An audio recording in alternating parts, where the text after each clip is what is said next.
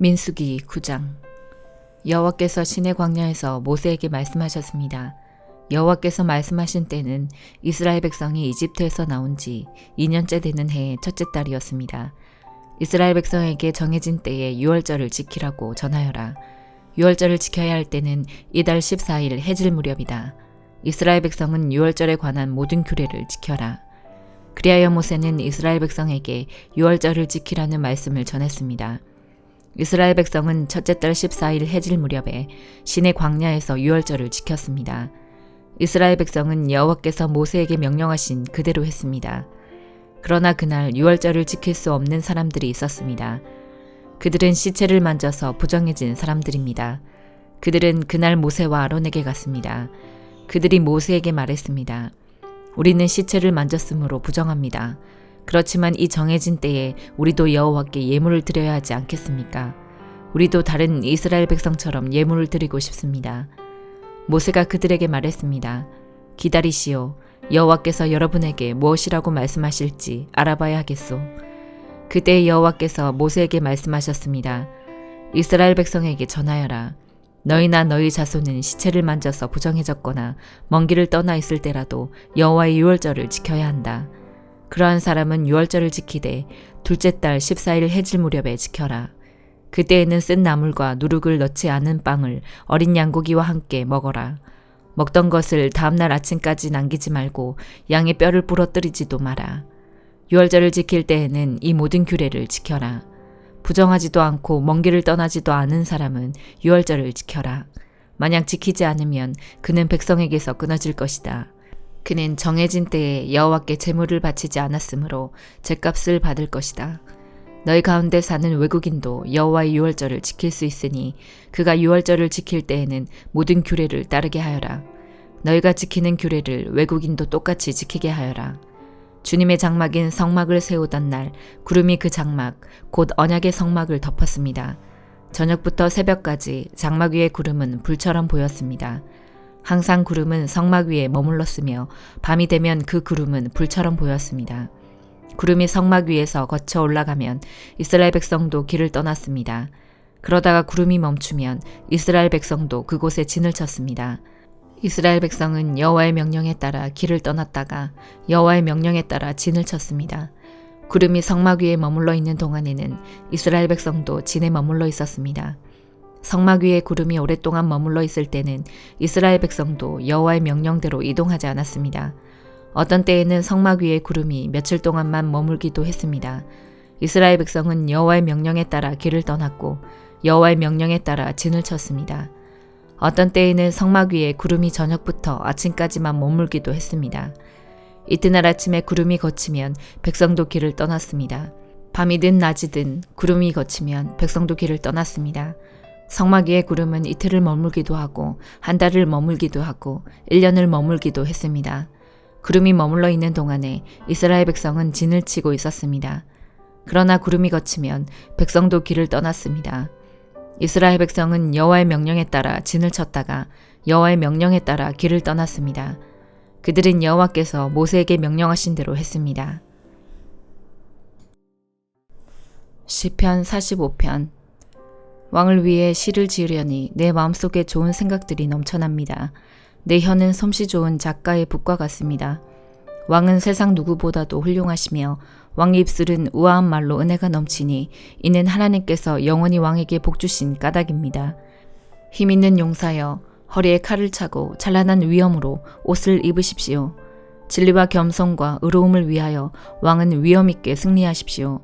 왕의 오른손으로 장엄한 일들을 나타내십시오. 왕의 날카로운 화살이 원수의 심장을 꿰뚫을 것이며 모든 나라들이 왕 앞에 쓰러질 것입니다. 오 하나님, 주의 보좌는 영원히 있을 것입니다. 주께서 정의의 주의봉으로 주의 왕국을 다스리실 것입니다. 왕은 옳은 것을 사랑하시고 못된 행위들을 미워하십니다. 그래서 하나님은 왕의 모든 친구들보다 왕을 더 높이 세우시고 기쁨의 향유를 부으셨습니다. 왕이 입은 옷은 모략과 침향과 계피 냄새로 향기롭습니다. 상으로 장식한 궁궐에서 현악기의 음식이 흘러나와 왕의 마음을 흐뭇하게 합니다. 왕이 사랑하는 여자들 가운데는 여러 나라의 공주들이 있습니다. 왕의 오른쪽에는 오빌의 순금으로 꾸민 왕의 신부가 있습니다.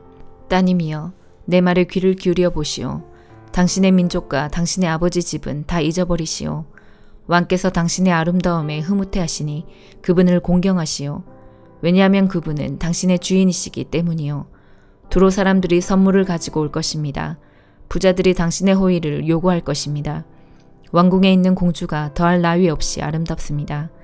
그녀의 겉옷은 금실로 짠 것입니다. 수놓은 옷을 입은 공주가 왕께 나아갈 것입니다.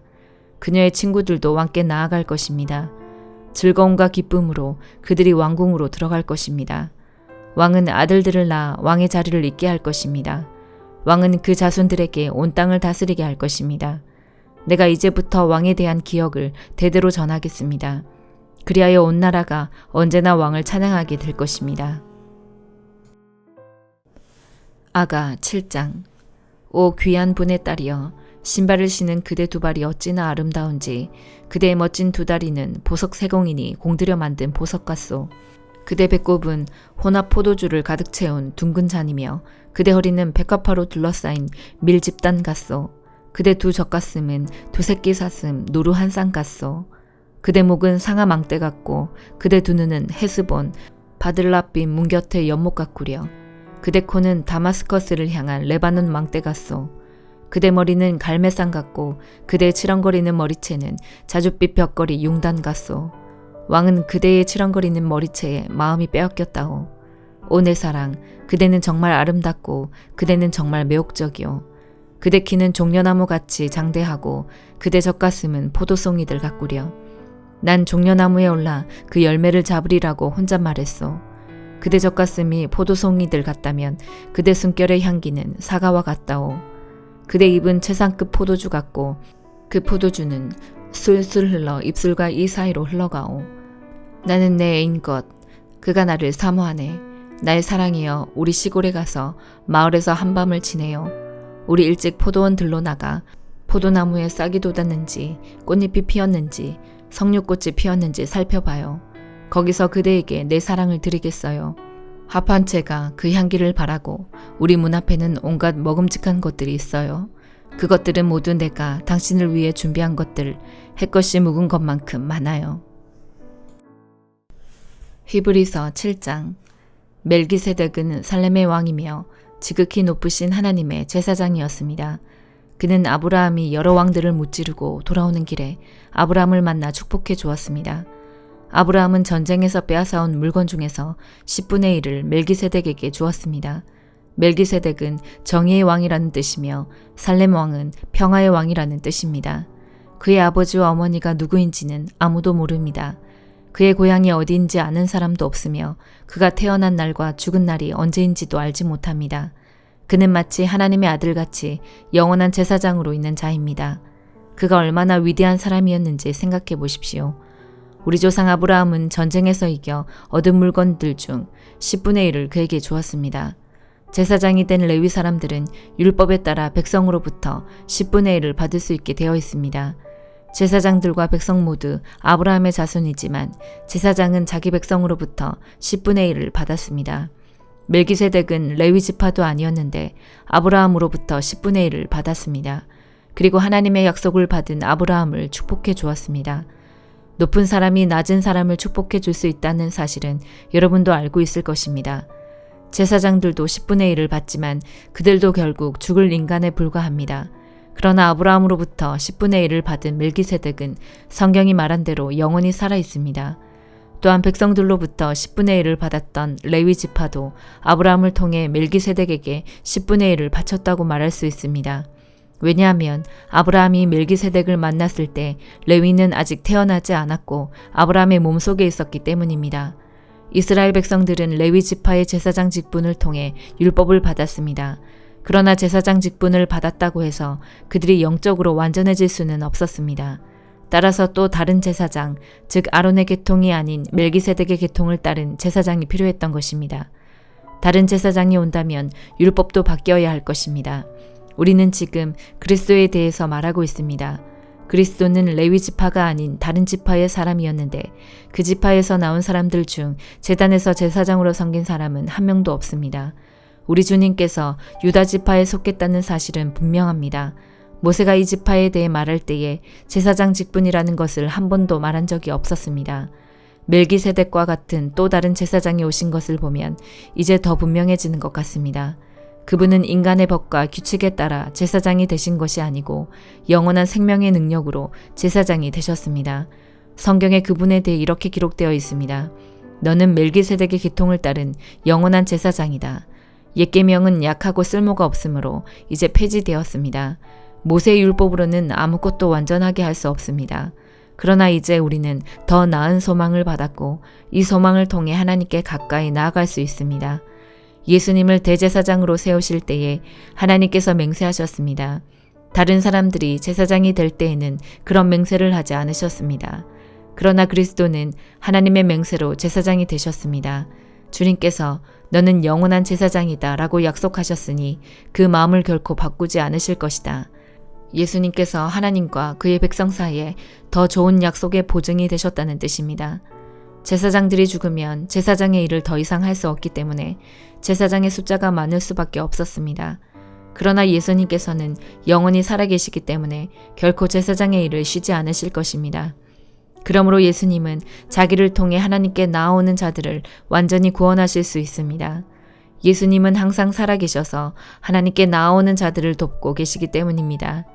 예수님이야말로 우리에게 진정으로 필요한 대제사장이십니다. 예수님께서는 거룩하고 죄가 없으시며 흠이 없고 죄인들과 구별되는 하늘보다 높은 곳에 계신 분입니다. 그분은 다른 제사장들과는 다릅니다. 그들은 매일 제사를 드려야 합니다. 먼저 자신의 죄를 위하여, 다음은 백성의 죄를 위하여 희생제물을 바칩니다. 그러나 그리스도는 그럴 필요가 없으십니다. 예수님께서는 자기 자신을 희생제물로 드려서 단 한 번의 그 일을 끝내셨기 때문입니다. 율법은 약점을 가진 사람들을 제사장으로 세웠습니다. 그러나 하나님의 아들이신 예수님께서는 하나님의 맹세하심을 통해 영원토록 완전한 대제사장이 되셨습니다. 아멘.